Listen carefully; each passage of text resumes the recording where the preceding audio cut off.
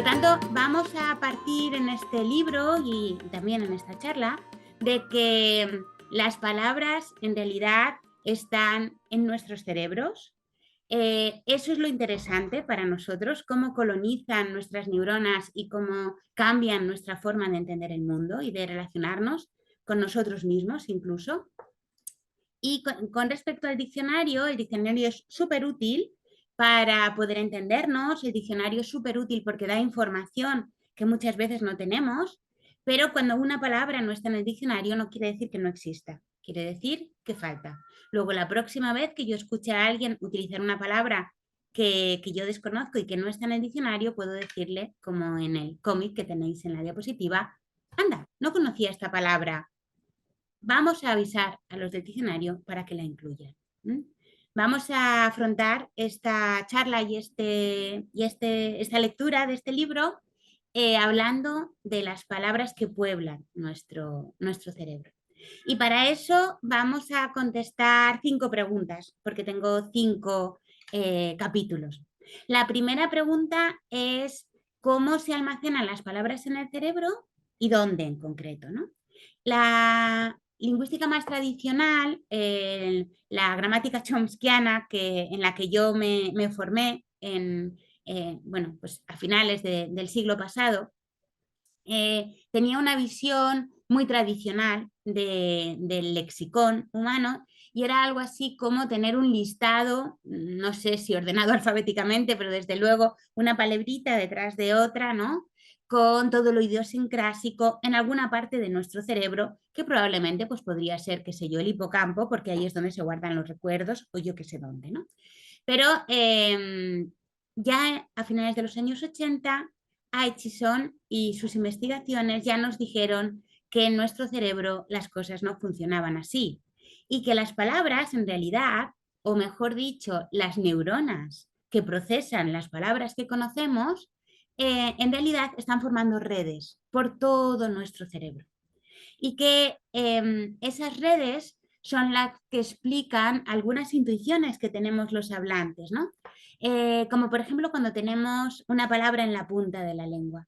Cuando queremos decir una palabra que sabemos perfectamente, que conocemos una palabra que es perfecta para este contexto, incluso podemos llegar a saber por qué fonema empieza o por qué sílaba empieza o con qué palabras rima. Es decir, tenemos como cierta consciencia fonológica incluso, pero no nos sale la palabra, ¿no? Entonces, en esos momentos que son un poco incómodos, nos van saliendo palabras que están relacionadas con esta palabra buscada, pero que no son exactamente ella, ¿no? Bien, estas palabras que van saliendo, en realidad son las palabras que están relacionadas con la palabra meta en nuestro cerebro, en nuestro lexicón mental, ¿no? Es como si dijéramos una prueba intuitiva de que las palabras están relacionadas entre ellas. Otra prueba también muy intuitiva es la siguiente. Yo os podría preguntar cuántos animales podéis decir en 20 segundos. Y probablemente pues empezáis gato, conejo, perro, y esas palabras que os van saliendo salen con relativa facilidad, ¿sí? Sin embargo, si yo os pidiera que en 20 segundos dijerais todas las palabras que quisierais con la única indicación de que no pueden estar relacionadas entre sí, ni fonéticamente, ni semánticamente, ni por conocimiento del mundo, etcétera. Fijaos que el ejercicio en principio parece más sencillo porque hay muchas más palabras en general que animales, pero sin embargo es mucho más complejo. Y es mucho más complejo porque si hacéis el ejercicio y decís, por ejemplo, mesa, y luego tenéis que buscar algo que no tenga ninguna relación con mesa, y entonces decís, pues, cacahuete, y después otra palabra que no tenga nada que ver con esa anterior, etcétera, os daréis cuenta de que estáis como buscando en cajones distintos, ¿no? Como que tenéis que cerrar un cajón y abrir otro, etcétera, ¿no? Bien, y esto ocurre así, como digo, porque intuitivamente ya nos damos cuenta de que las palabras están relacionadas entre sí. Y cuando yo digo una palabra que es, por ejemplo, un animal, todas las palabras que tienen que ver con ese campo semántico, todos los animales, es muy sencillo que vengan a mi conciencia, ¿no? Es como tirar de un hilito y van saliendo todas. Sin embargo, es mucho más complejo ir picoteando en distintos barrios, ¿no? Que luego veremos topológicamente de nuestro cerebro. Bien, un último intento de convenceros de que las palabras están relacionadas en nuestro léxico mental es qué ocurre si yo digo, dime las primeras palabras que se te ocurran cuando yo digo la palabra luna, por ejemplo, ¿no?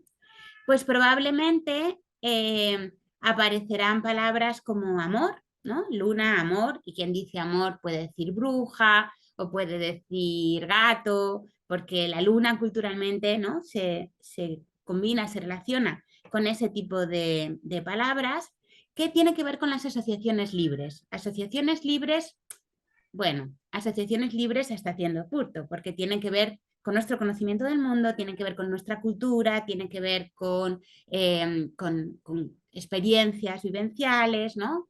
Con todo esto. Bien, pues si es que las palabras que se organizan en nuestro léxico mental se vinculan unas a otras según la experiencia que hemos tenido, ¿no? Según estas relaciones culturales o relaciones vivenciales.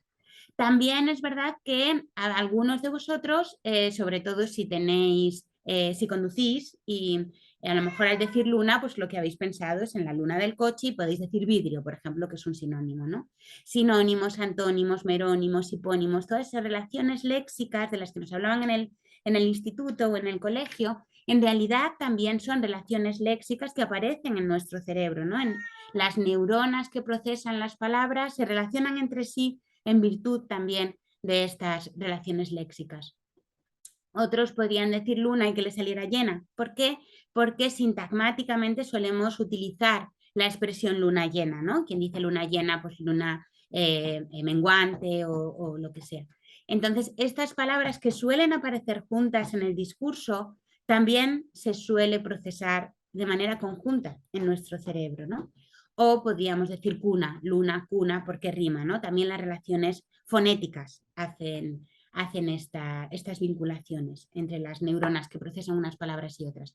De tal forma que todas las palabras que pueblan mi cerebro se organizan en pequeños mundos en los que cada nodo, cada palabra, se relaciona con un conjunto de unidades léxicas a través de, como vemos, distintos niveles, ¿no? Es un grafo el que nos sale. Los matemáticos nos están ayudando mucho a entender estas vinculaciones entre las unidades léxicas que están en el cerebro.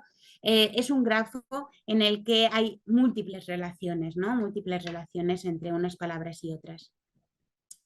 Estos mundos pequeños tienen unas puertas secretas que les permiten relacionarse unos con otros. Estas puertas secretas son, como antes decía nuestro director, las palabras ambiguas. Las palabras ambiguas, como es luna, pueden llevarnos a todo el ámbito de los satélites o del amor o de lo que queráis, pero también nos puede llevar al ámbito del coche, porque el cristal del coche se llama luna.